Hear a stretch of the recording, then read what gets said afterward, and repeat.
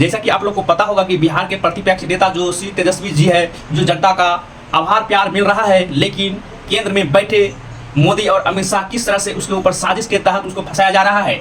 इस लोग को पता होगा कि जब दिल्ली में इलेक्शन हो रहा था विधानसभा का, तो उस टाइम भी वहाँ के मुख्यमंत्री केजरीवाल और मनीष सिसोदिया को इसी तरह फंसाया जा रहा था और उसको जेल भेजकर परेशान किया गया था। और आप लोग को पता होगा कि झारखंड के मुख्यमंत्री हेमंत सोरेन जी को भी इसी तरह फंसाया गया था। ठीक उसी तरह जिस तरह झारखंड और दिल्ली में विपक्ष को परेशान किया गया था, ठीक उसी तरह बिहार में भी विपक्ष के नेता जो है तेजस्वी जी को परेशान किया जा रहा है। तो बिहार की जनता से अपील है कि आप लोग ये तड़ीपार और जो ये है चाय वाला के फेरे में आप लोग मत रहिए, ठीक है।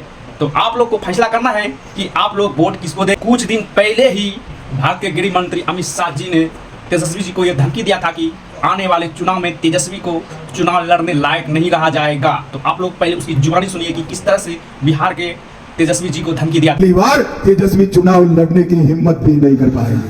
तेजस्वी यादव के ऊपर कहीं किसी मामले में आरोप तय नहीं हुआ था। यह पहली दफे हुआ है कि जो बिहार में महागठबंधन की तरफ से सीएम फेस के कैंडिडेट बताए जा रहे हैं, जिसको लेकर कभी कसमकस जारी है, और जो आरजेडी का नेतृत्व जिनके हाथ में है, वो तेजस्वी यादव, उनके ऊपर एक आरोप तय हुआ है।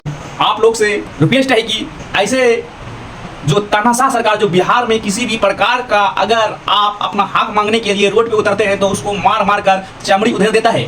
और केंद्र में बैठे मोदी सरकार और अमित शाह जो है ठाके मारते हैं, और जब चुनाव का टाइम आता है तो किस तरह से बिहारियों को बरगलाया जाता है।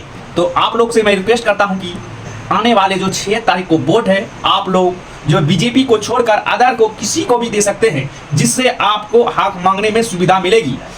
जिस तरह से तानाशाह सरकार चल रहा है, हमको तो उम्मीद है कि कुछ दिनों में जो है भारत में नेपाल के जैसे हाल होने वाला है। यहाँ का जितना भी गवर्नमेंट है, ठीक जिस तरह से नेपाल में मार मार के भगाया गया है, ठीक उसी तरह से भारत के भी जितने भी मंत्री हैं सबको मार मार के भगाया जाएगा, तभी भारत में सभी लोगों को शांति मिलेगी। अन्यथा केंद्र में बैठे ये 2 व्यक्ति जो है भारत को बर्बाद कर देगा। उसके खिलाफ में जो भी अगर भारत के नागरिक जाते हैं तो उसके साथ जो है बहुत ही बेरहमी से उसके साथ कार्य किया जाता है। तो आप लोग को बताना है कि आने वाले 6 तारीख का जो इलेक्शन यानी वोट है, तो बीजेपी को छोड़कर अदर किसी भी पार्टी को आप दे सकते हैं।